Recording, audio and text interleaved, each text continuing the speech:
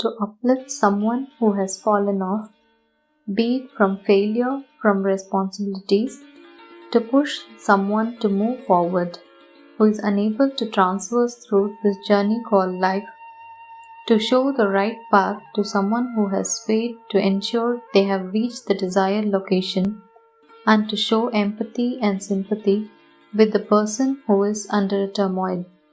These are, in natural forms, the genuine service to God.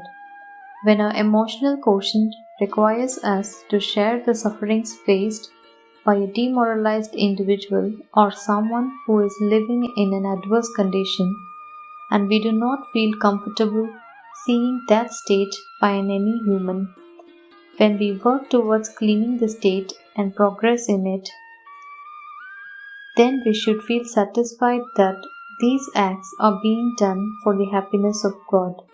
Pandit Sri Ram Sharma Acharya. Book name: Jeevan Jeene Ki Kala, The Art of Living Life, Part 2. Book Introduction.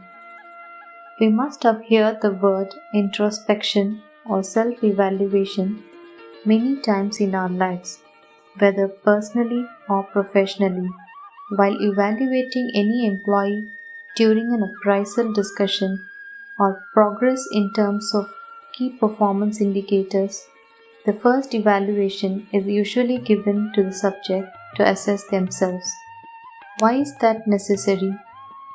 Introspection is a term widely used in contemporary philosophy of mind. It serves as a tool or means to learn about our current situations or the actions in the recent past, the processes we followed, and the mental state while doing so. Like we learn about other person's minds through multiple options such as psychology books, facial expressions, noting patterns of past behavior, etc. Similar tools can also be used to read and understand our minds.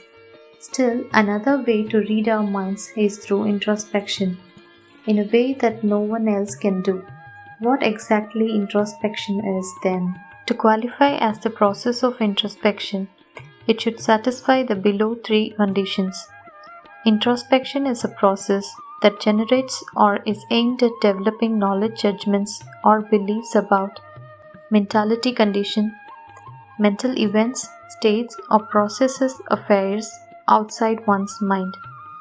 The first person condition: one's mind only and no one else's, at least not directly. Temporal proximity condition: currently ongoing mental life. Introspection and self-evaluation are the two most essential tools required for self-development.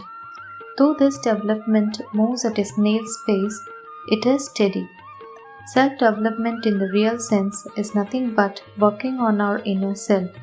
Psychologists have now derived that the excellence or mediocrity of any individual is centrally and purely dependent on the level of their inner self. Few excerpts from the book. In his book, The Phenomenon of Man, Pierre Teilhard de Chardin states that the only way to convert enmity into cooperation, to convert anger into a smile, is to make a drastic change in the current thinking and attitude of humans. This great work is not possible with ordinary efforts. For that, there will be a need to explore the conscience and inculcate God-given greatness in it. Alexis Carrel, the Nobel Prize winner and author of Man of Unknown and Reflection of Life, has stated on multiple occasions that there is a more extensive area than harnessing nature to uplift the dignity of the inner cause. That neglected area should be understood deeply, and effort should be made for fresh thinking in this direction. Every human should work on suppressing and letting go of their ego as early as possible, as it is the root cause of all problems. Topics covered in the book: development of the inner self. Let whole life become worship. There is nothing but loss in being an egoist. Win over laziness and idleness and become a winner in every field. Simple living, high thinking. Successful and satisfied life. no gain in holding lower feelings of hate. Laugh and make life sweet.